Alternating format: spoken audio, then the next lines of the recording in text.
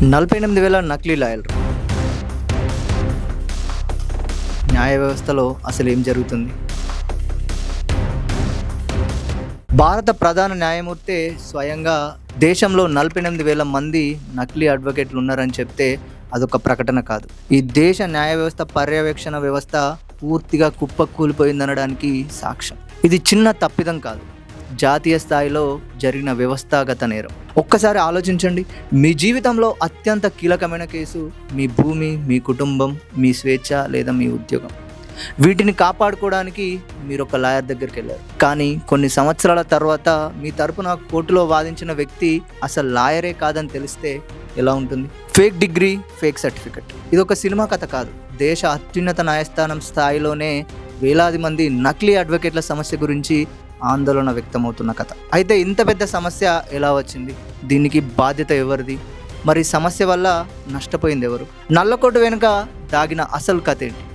Lawyer అంటే చట్టం తెలిసిన వ్యక్తి మాత్రమే కాదు, ఒక మనిషి జీవితాన్ని మార్చగల వ్యక్తి. ఒక మంచి లాయర్ నిర్దోషిని కాపాడగలడు, అది ఒక తప్పుడు లాయర్ నిర్దోషిని నేరస్తుడిగా మార్చగలడు.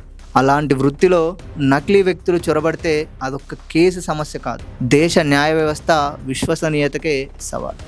మరి పరిస్థితి ఎందుకు ఇంత ప్రమాదకరం? ఒక నకిలీ అడ్వకేట్కు చట్టం సరిగా తెలియకపోతే కోర్టులో సరైన వాదనలు చేయకపోవచ్చు, తప్పుడు సలహాలు ఇవ్వవచ్చు. దాని ఫలితం ఒక కుటుంబం భూమిని కోల్పోతుంది, ఒక నిర్దోషి జైలుకు వెళ్తాడు, ఒక వ్యాపారి కోట్ల రూపాయలు నష్టపోతాడు, ఒక మహిళ న్యాయం కోల్పోతుంది. ఇది కేవలం వ్యక్తిగత నష్టం మాత్రమే కాదు, ప్రజలు మొత్తం న్యాయ వ్యవస్థపైనే అనుమానం పెంచుకునే పరిస్థితి. అసలు దీనికి బాధ్యత ఎవరిది? ఇక్కడ ఒక పెద్ద ప్రశ్న మొదలవుతుంది. ఒక వ్యక్తి లాయర్గా నమోదు కావాలంటే లా డిగ్రీ, బార్ కౌన్సిల్ నమోదు, అర్హత పరీక్ష ఇలాంటి దశలు ఉంటాయి. అయితే అర్హత లేని వారు ఎలా నమోదయ్యారు? వారి సర్టిఫికేట్స్ ఎవరు వెరిఫై చేశారు? వాళ్ళు ఏళ్ల తరబడి ప్రాక్టీస్ చేస్తుంటే ఎందుకు గుర్తించలేదు? మరి దీని ద్వారా నష్టపోయింది ఎవరు? నష్టపోతున్నది ఎవరు? మొదట ప్రజలు, ఎందుకంటే వారు నిజమైన న్యాయం కోసం డబ్బులు ఖర్చు చేసి చివరికి మోసపోయే అవకాశం ఉంటుంది. ఇక రెండవది నిజాయితీగా చదివిన యువ న్యాయవాదులు, సంవత్సరాల పాటు కష్టపడి పరీక్షలు పాస్ అయి వృత్తిలోకి వచ్చిన వారికి నకిలీలు పోటీగా నిలవడం అన్యాయం.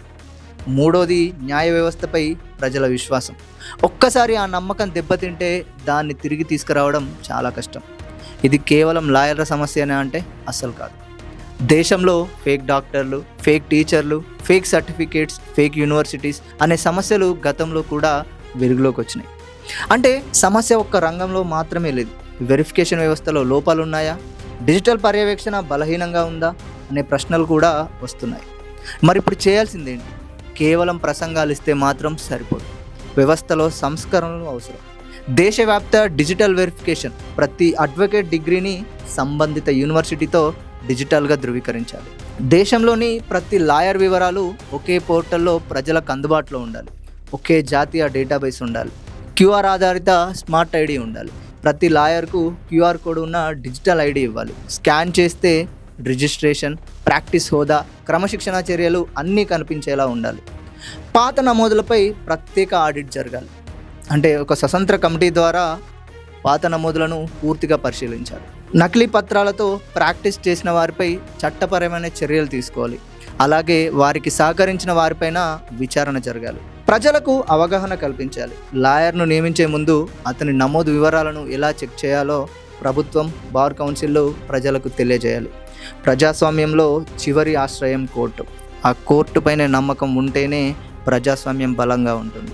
అందుకే నకిలీ అడ్వకేట్ల సమస్యను ఒక వార్తగా కాదు, ఒక హెచ్చరికగా చూడాలి. బాధ్యత ఎవరిదైనా వ్యవస్థను ప్రక్షాళన చేయాల్సిన అవసరం ఉంది. ఎందుకంటే న్యాయం ఆలస్యమైన ప్రజలు భరిస్తారు, కానీ నకిలీ వ్యక్తుల చేతుల్లో న్యాయం పడిందనే అనుమానం మొదలైతే ప్రజలు కోర్టును కాదు, మొత్తం వ్యవస్థనే ప్రశ్నించడం ప్రారంభిస్తారు.